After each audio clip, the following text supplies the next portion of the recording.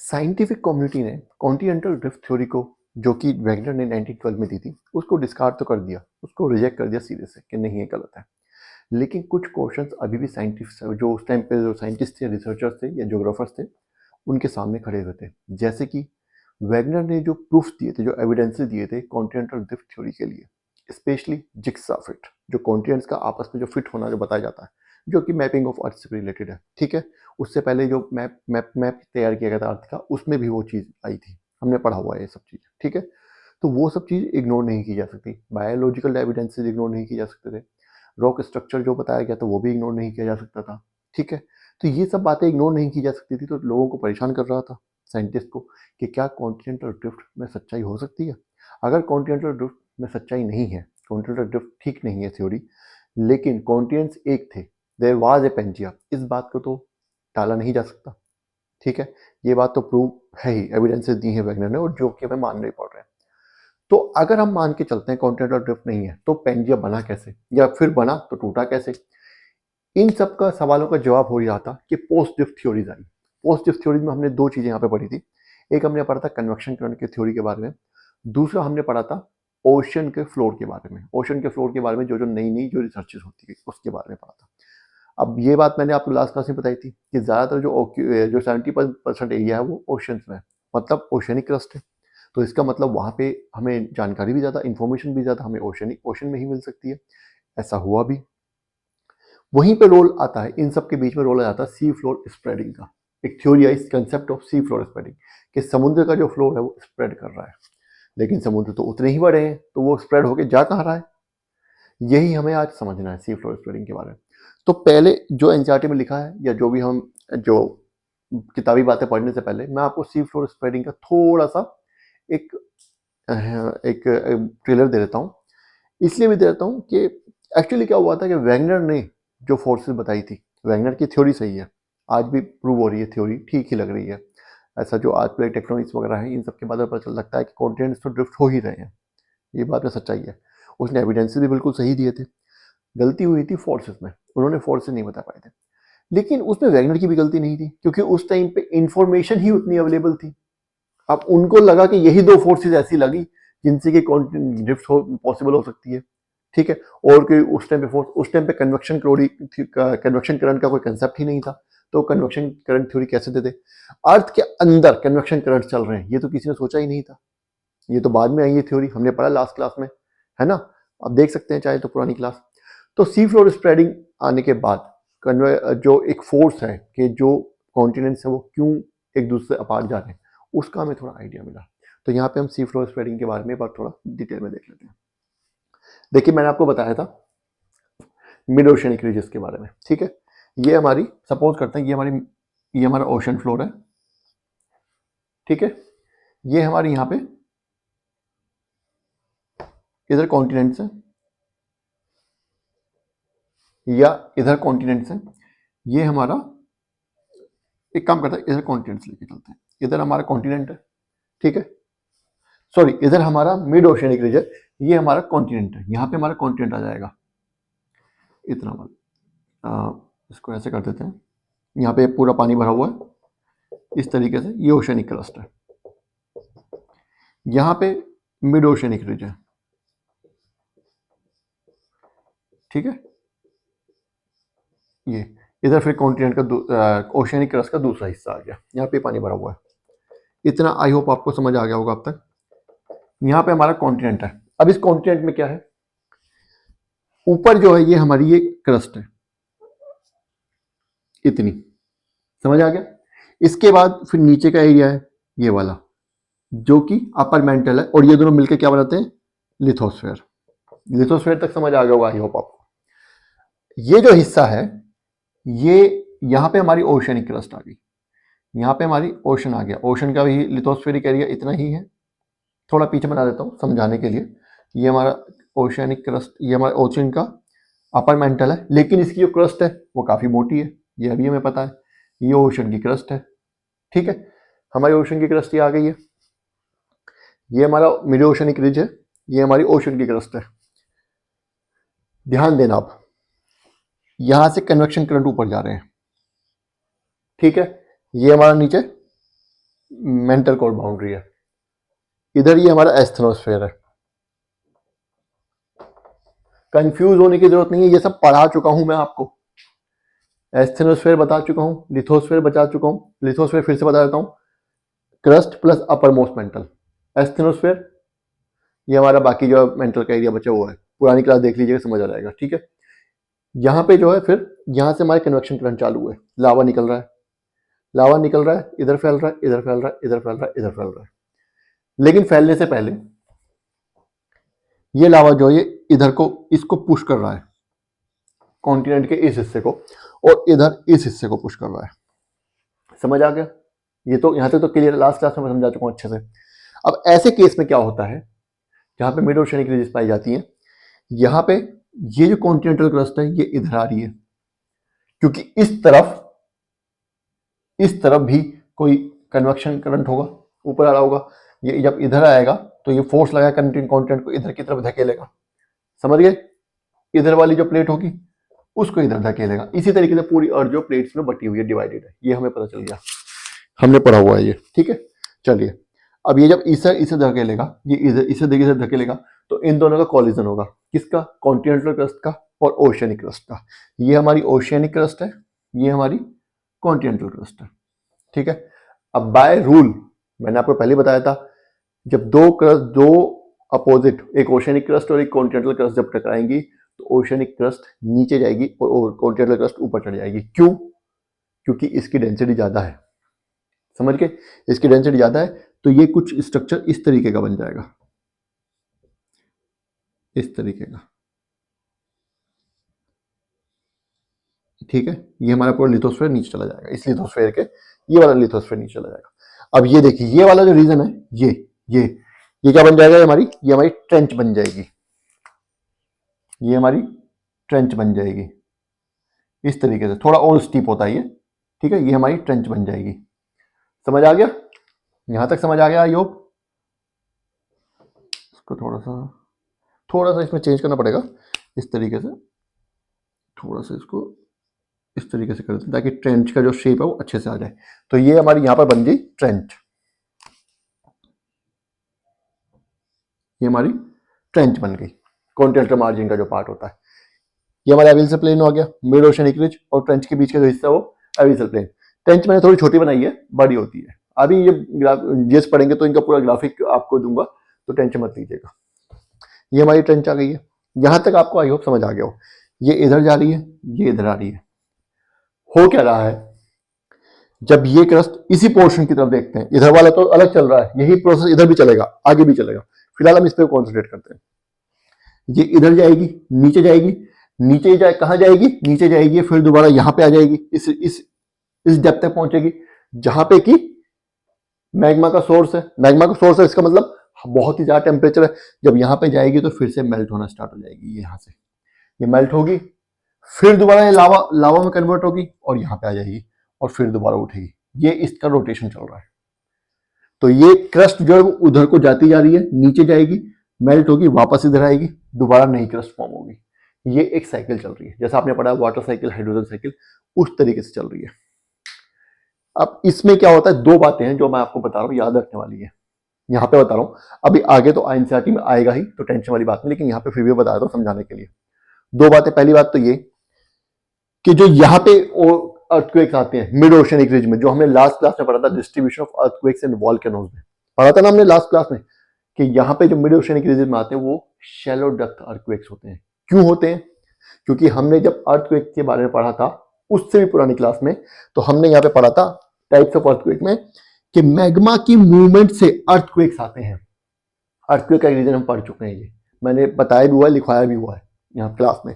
तो जब मैग्मा यहां से ऊपर मूव करेगा तो ये क्रस्ट कई बार हिल जाती है, और ये जो मूवमेंट होती है, जो हिलना होता है, शेकिंग, वो सिर्फ ऊपर वाले एरिया में होते हैं, यहाँ वाले एरिया में।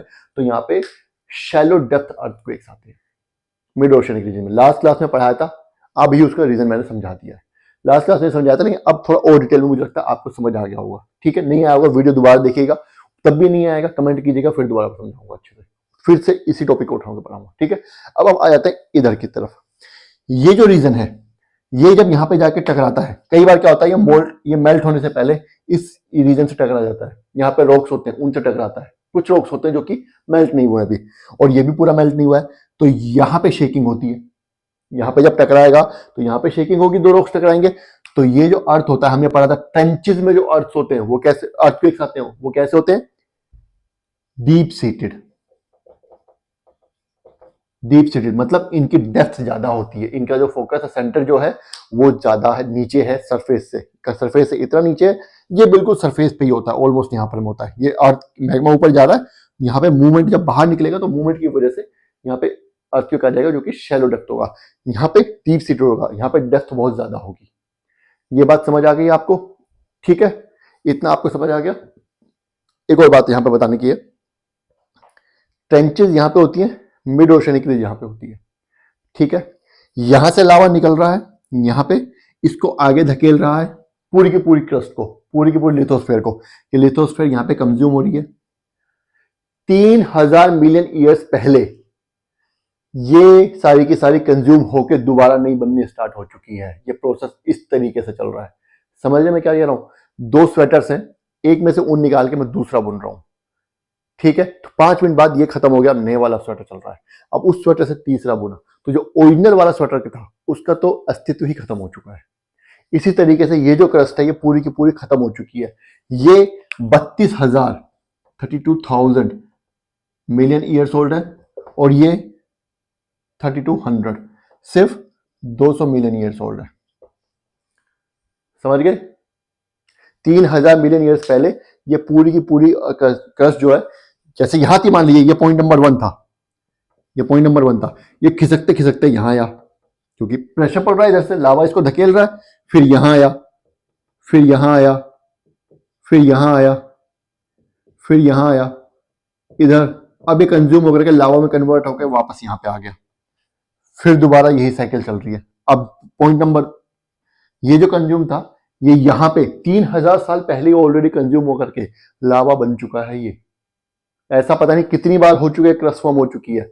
इसलिए ये जो ओशियनिक क्रस्ट जो है, जो ओशियनिक क्रस्ट है हमारी, वो नई है, वो सिर्फ 200 मिलियन ईयर्स ओल्ड पुरानी है। और ये कॉन्टिनेंटल क्रस्ट जो है वो 3200 मिलियन ईयर्स ओल्ड है। अदरवाइज ये तो हमें पता है कि ओशियनिक क्रस्ट और कॉन्टिनेंटल क्रस्ट दोनों साथ ही बनी थी। जब planet of formation of planets हमने पढ़ा था ना, उसके बारे में सब कुछ पढ़ा था। दोनों की दोनों, अर्थ तो पूरी एक ही साथ बनी है, अगर नहीं भी पढ़ा है तो अभी कॉमन सेंस से बता रहा हूँ, अर्थ तो पूरी एक ही साथ बनी है ना। जब अर्थ पूरी एक साथ बनी है तो कॉन्टिनेंटल क्रस्ट और ओशियनिक क्रस्ट दोनों साथ साथ ही बनी होंगी। कंफ्यूज होने की जरूरत नहीं है इसमें ज्यादा, स्क्रीनशॉट ले लो। ठीक है, और पीछे हट जाता हूं, स्क्रीनशॉट ले लो अच्छे से। तो ये पुरानी है, ये नहीं है।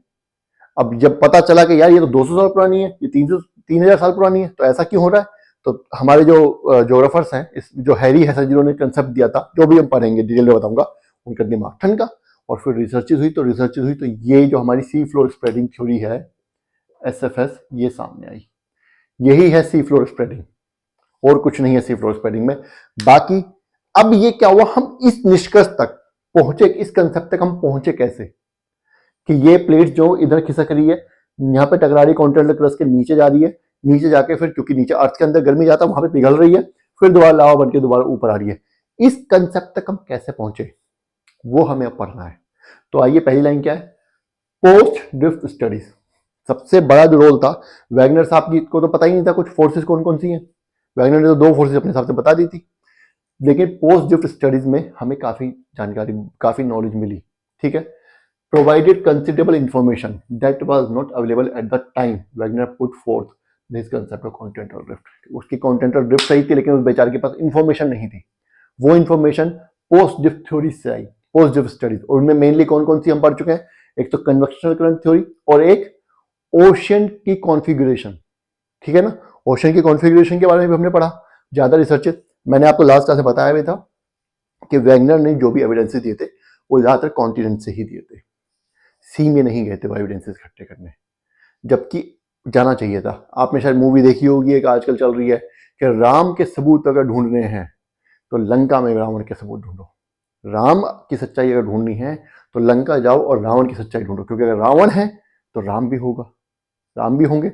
वो यहाँ पे हो रहा है कि कॉन्टिनेंट्स में तो देख ही रहे हैं, लेकिन अगर कॉन्टिनेंट्स ड्रिफ्ट कर रहे हैं तो उसके प्रूफ ओशन में भी तो मिलेंगे, और वही हो रहा है।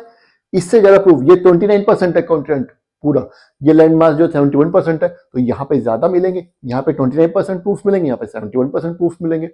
ये तो अंडरस्टूड, सिर्फ कॉमन सेंस की बात है ना। तो वही हो रहा है। तो कॉन्टिनेंटल ड्रिफ्ट के टाइम पे जो एविडेंस अवेलेबल नहीं थे वो पोस्ट ड्रिफ्ट स्टडीज में हमें मिले। समझ आ गया यहाँ तक। नेक्स्ट पॉइंट है particularly the mapping of ocean floor. Again वही ओशन फ्लोर की मैपिंग से एंड पैलियोमैग्नेटिक स्टडीज, मतलब जो पुराने रॉक्स हैं उनकी मैग्नेटिज्म स्टडी। ये मैं आपको एक चीज समझा देता हूं क्या होता है। जो रॉक्स होते हैं, मान लीजिए रॉक है, इसमें एक मैग्नेटिक एलिमेंट है।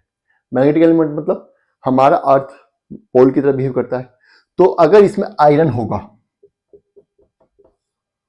या कोई भी मैग्नेटिक मटेरियल होगा, उसका जो कॉन्फ़िगरेशन होगा वो सिंक होगा हमारे अर्थ के मैग्नेटिज्म की, उसके जो फॉर्मेशन है उसमें। कैसे? अगर अर्थ का ये नॉर्थ पोल है, ये साउथ पोल है, तो ये जो हमारा मैटर है इसमें मैग्नेटिक, उसका भी जो सिंक्रोनाइजेशन होगा वो इसी के साथ होगा। ये मैं जीएस में और अच्छे से बताऊंगा, अभी नहीं बता रहा, ठीक है। थोड़ा सा पेचीदा कंसेप्ट है, हालांकि जीएस में कोई इतना समझाएगा भी नहीं जितना मैंने यहाँ पे एनसीईआरटी समझा दिया। मैं जीएस में और भी बातें बताऊंगा आपको, ताकि आपका प्रीलिम्स का कोई भी क्वेश्चन छूटे और मेंस का भी ना छूटे, ठीक है। अभी तो फिलहाल तो जब जीएस पढ़ेंगे तो कंबाइन करेंगे, पूरा फाउंडेशन कोर्स करेंगे, प्री और मेंस दोनों का। लेकिन उसके बाद जब वो कोर्स खत्म हो जाएगा फिर हम प्रीलिम्स स्पेशल क्लास चलाएंगे, ठीक है। ताकि यूपीएससी की जो एग्जाम आ रहा है 2024, उस टाइम पर हम प्रीलिम्स स्पेशल क्लास स्टार्ट करेंगे। जो प्रीलिम्स से रिलेटेड चीज़ें वो इनमें से बाहर निकाल लेंगे, ताकि आपका टाइम बचे। चलिए आगे बढ़ते हैं। Mapping of ocean floor and paleomagnetic studies. Paleomagnetic studies बता दिया। ऑफ रॉक्स और from oceanic regions reveal the following facts. अब कुछ फैक्ट्स बताए इन सब चीजों से, पोस्ट ड्रिफ्ट स्टडीज से। पोस्ट ड्रिफ्ट स्टडीज में भी क्या, स्पेशली ओशन फ्लोर कॉन्फ़िगरेशन और पैलियोमैग्नेटिक स्टडीज ने कुछ हमें कंसेप्ट फैक्ट्स दिए हैं, जिनके बेसिस पर हमने सी फ्लोर स्प्रेडिंग जो है वो थ्योरी दे रखी है। वो हमें फैक्ट्स अब पढ़ने हैं, ठीक है। चलिए तो जंप करते हैं फैक्ट्स की ओर।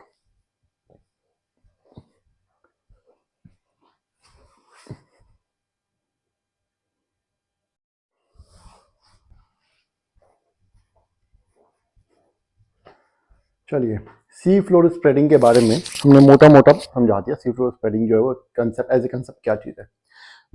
पढ़ना हमें क्या एनसीईआरटी में, वो तो अभी तो हमने पढ़ा ही नहीं, हमने तो बस कंसेप्ट समझ लिया।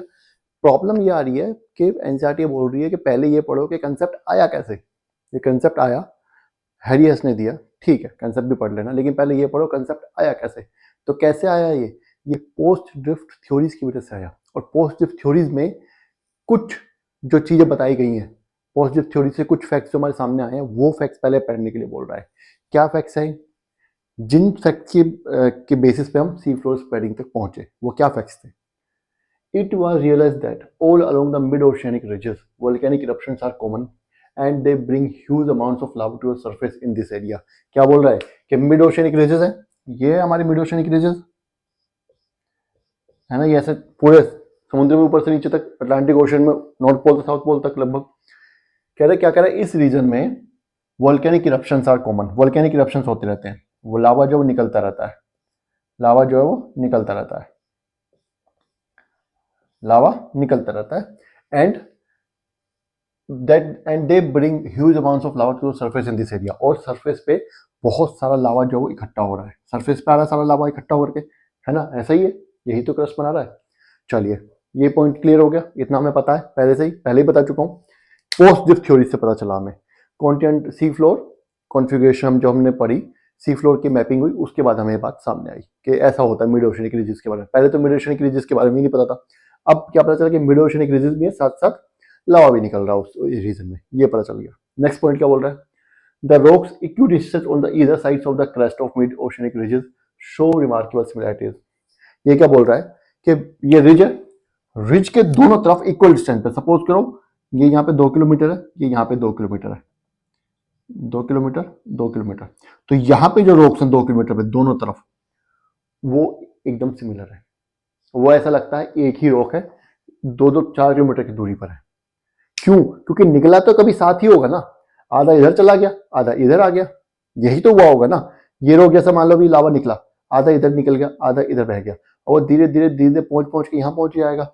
ऐसे इधर वाला धीरे धीरे धीरे यहाँ पहुंच जाएगा। यही तो हो रहा है, निकला तो एक साथ ही है, उसका जो कंपोजिशन तो सेम होनी चाहिए क्योंकि सोर्स सेम है, उसका डेप्थ सेम है, सेम डेप्थ से आ रहा है, सेम टाइम पे आ रहा है, तो उस टाइम पे जो टेम्परेचर होगा वहां का वो भी सेम होगा, तो उसका जो कोल्ड होने का, कूल होने का जो पैटर्न होगा वो भी सेम होगा, है ना। यही कह रहा है कि उनमें रिमार्केबल सिमिलरिटीज है in terms of period of formation, किस टाइम पे वो बने, समझा दिया किस टाइम पे बने, केमिकल कंपोजिशन उनकी सेम है, सोर्स सेम है, एंड मैग्नेटिक प्रॉपर्टीज, और उनकी मैग्नेटिक प्रॉपर्टीज भी सेम है।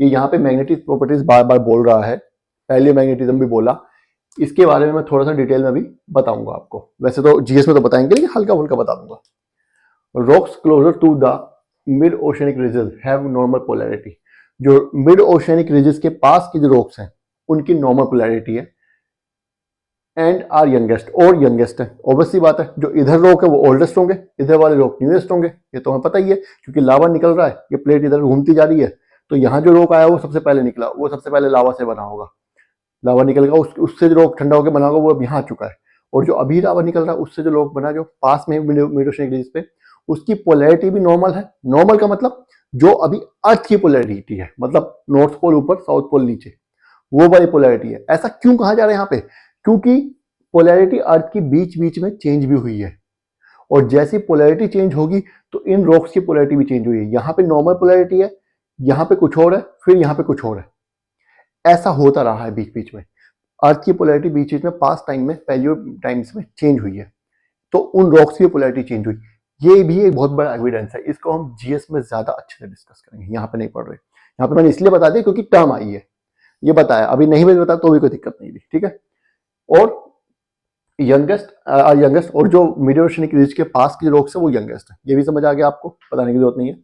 नेक्स्ट जो थर्ड पॉइंट है वो क्या कह रहा है, the ocean crust rocks are much younger than the continental rocks, ये तो मैंने बता ही दिया आपको कि ओशन क्रस्ट जो वो कॉन्टिनेंटल क्रस्ट से यंगर है। The age of rocks in the oceanic crust is nowhere more than 200 million year old, कि जो ओशियानिक क्रस्ट है उसकी जो एज है वो 200 मिलियन ईयर्स से ज्यादा नहीं है, जबकि some of the continental rock formation are as old as 3200 million years, कि जो कॉन्टिनेंटल क्रस्ट के जो रॉक्स हैं, कुछ रॉक्स ऐसे भी जो 3200 मिलियन ईयर्स पुराने हैं, तो इसका मतलब कॉन्टिनेंटल क्रस्ट नहीं है, और कॉन्टिनेंटल क्रस्ट पुरानी है और ओशियनिक क्रस्ट नहीं है। इन्हीं सब एविडेंसेस के बेसिस पे हमने सी फ्लोर स्प्रेडिंग की थ्योरी को जो मतलब बनाया कर रिड्यूस किया था। अभी 2 पॉइंट्स और बचते हैं, वो भी जल्दी से पढ़ लेते हैं।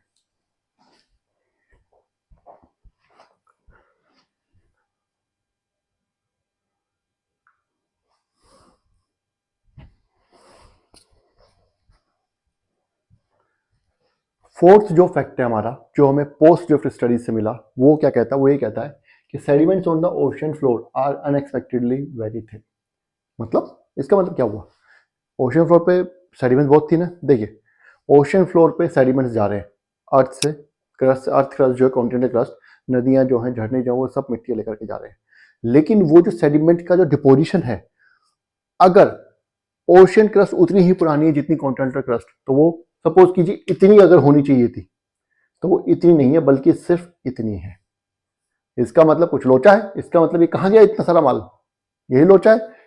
Scientists were expecting if the ocean floors were as old as continents to have a complete sequence of sediments for a period of much longer duration। इसका मतलब कि अगर कॉन्टिनेंट्स भी उतने ही पुराने हैं जितनी की ओशंस भी उतने ही पुराने हैं, ओशन में क्रस्ट भी उतनी ही पुरानी जितनी कॉन्टिनेंटल क्रस्ट, तो सेडिमेंटेशन का डिपोजिशन वो ज्यादा होना चाहिए था, वो इतना नहीं बल्कि वो इतना होना चाहिए था जितना बताया था पहले, लेकिन ऐसा है नहीं। वहां पे सेडिमेंटेशन जो है, सेडिमेंट्स का डिपोजिशन वो कम है क्योंकि ओशनिक क्रस्ट ही नहीं है। ठीक है, नेक्स्ट पॉइंट क्या है इसमें, to have sequence of duration, however nowhere was the settlement column found to be older than 200 million years. अगेन वही बात कि कहीं भी जो सेटलमेंट कॉलम मिला वो 200 मिलियन ईयर्स से पुराना कहीं नहीं मिला। इसका मतलब ओशनिक क्रस्ट की एज सिर्फ 200 मिलियन ईयर्स ही है, और कॉन्टिनेंटल क्रस्ट की एज कितनी है, 3200 मिलियन ईयर्स। समझ गए, जो कि रॉक हमें मिला है, जिसका हमें पता चला, उससे पुरानी भी हो सकती है। चलिए नेक्स्ट पॉइंट पे जाते हैं। अब नेक्स्ट पॉइंट वही आ गया जो मैंने आपको बताया था पहले, the deep trenches have deep seated earthquake. जो डीप ट्रेंचेस हैं, जहां ट्रेंचेस हैं वहां पे डीप सीटेड अर्थक्वेक है। क्यों, क्योंकि प्लेट नीचे जा रही है, नीचे जाके वो एस्थेनोस्फीयर के बिल्कुल नीचे जा करके, और मेंटल कोर बाउंड्री पे जो रॉक्स है वहां पे टकरा रही है, ठीक है। तो इसलिए उसका फोकस जो बहुत नीचे है सरफेस के, जबकि while the mid oceanic region में जो एरियाज में जो अर्थक्वेक है उनका फोकस शैलो डेप्थ है। क्यों? क्योंकि वो मैग्मा की मूवमेंट से अर्थक्वेक आ रहा है, मैग्मा की मूवमेंट ऊपर ऊपर ही हो रही है, समझ गए। जबकि यहाँ पे क्या हो रहा है, यहाँ पे बिल्कुल नीचे जाकर के हो रहा है, एस्टेनोस्फेयर से भी नीचे जाकर के। अब मैं आपको बात बताऊँ, ये जो मैंने 5 फैक्ट्स बताए, अभी मैंने इससे पहले आपको सी फ्लोर स्प्रेडिंग समझा दिया, इसलिए 5 फैक्ट्स आपको बच्चों का खेल लग रहे होंगे। लेकिन आप ऐसा सोचिए कि आपको सी फ्लोर स्प्रेडिंग के बारे में नहीं पता, आपको ये 5 फैक्ट्स जो एनसीईआरटी ने बताए हैं, फैक्ट्स बहुत सारे थे लेकिन ये 5 मेन जो एनसीईआरटी ने हमें बताए हैं, जिस नहीं है, ये 5 फैक्ट्स ही पता है, तो इनके बेसिस पे आप क्या डिड्यूस करेंगे? ऑब्वियस सी बात है, आप भी सोचेंगे कि ओशियनिक क्रस्ट नहीं है और ओशियनिक क्रस्ट फैलती जा रही है, लेकिन ओशियन का साइज उतना ही है, तो इसका मतलब ओशियनिक क्रस्ट जो है वो कॉन्टिनेंट्स जहां पे है, कॉन्टिनेंटल मार्जिन है जहां, वहां पे सबडक्ट हो रही है। मतलब ये हमारी ओशियनिक क्रस्ट है, ये रिजेस है, ये इधर भी कॉन्टिनेंट्स है, इधर भी कॉन्टिनेंट्स है। जो हमें 5 एविडेंस, ये हमने फैक्ट्स पढ़े, इनसे हमें पता चल रहा है कि ओशियनिक क्रस्ट लावा जो इधर से इधर निकल रहा है, प्लेट की मूवमेंट इस तरफ है, ये भी हमें पता चल रहा है। ये जो मैं पहले मैग्नेटिक रॉक्स और रॉक की एज, ये सब चीजें जो पता चली, इनसे पता चला है। इसका मतलब ओशन क्रस्ट जो फैल रही है, इधर भी बढ़ रही है, इधर भी बढ़ रही है, लेकिन ओशन का साइज उतना ही है। इसका मतलब क्या हुआ, यहाँ पे कॉन्टिनेंट हमारा स्टार्ट हो गया, यहाँ पे भी हमारा कॉन्टिनेंट स्टार्ट हो गया। इसका मतलब क्या है? इसका मतलब जो ओशनिक क्रस्ट है वो यहाँ पे ट्रेंचेस, जहाँ ओशनिक मार्जिन यहाँ पे सबडक्ट हो रही है, नीचे जा रही है। यहाँ पर भी ऐसा ही हो रहा है, वो बढ़ नहीं रही है, फैल नहीं रही है, इधर नहीं घुस रही है, इधर नहीं घुस रही है, इधर नहीं जा रही, कॉन्टिनेंट को नहीं धकेल रही है वो, नहीं, बल्कि उसके नीचे ही समा जा रही है। ये हमें पता चला, समझ गए। तो इसी से फिर हमने जो यही हमारा जो है क्या बोलते हैं सी फ्लोर स्प्रेडिंग का बेसिस बना। अब हम थ्योरी पे पहुंचते हैं। थ्योरी जो है हैरी हेस ने दी थी, इसके बारे में हम जरा पढ़ लेते हैं। थ्योरी के बारे में थोड़ा सा 2-3 एक पैराग्राफ दिया हुआ वो पढ़ लेते हैं, तो फिर हमारा एक कंसेप्ट जो है ये कंप्लीट हो जाएगा, ठीक है। चलिए,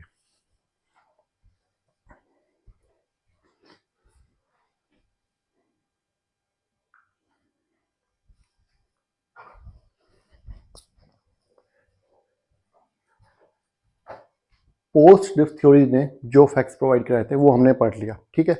अब उन फैक्ट्स के बेसिस पे जो हेस थे, हैरी हेस, उन्होंने 1961 में सी फ्लोर स्प्रेडिंग का कंसेप्ट दिया।